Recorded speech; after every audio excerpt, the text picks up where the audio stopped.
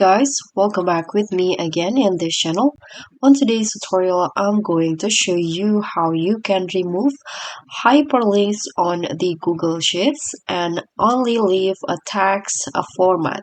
So in here, I have three links in here on the Google Sheets that I added or hyperlinks, and how you can make this hyperlinks into a text format only.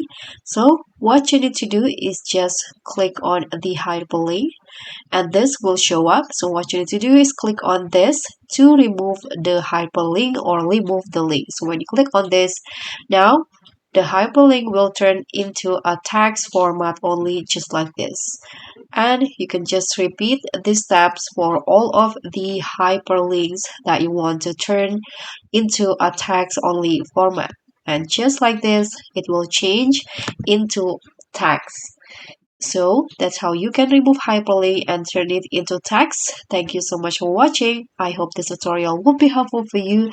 So please give me a like, leave a comment, click on the thanks, and also click on the subscribe button. Bye!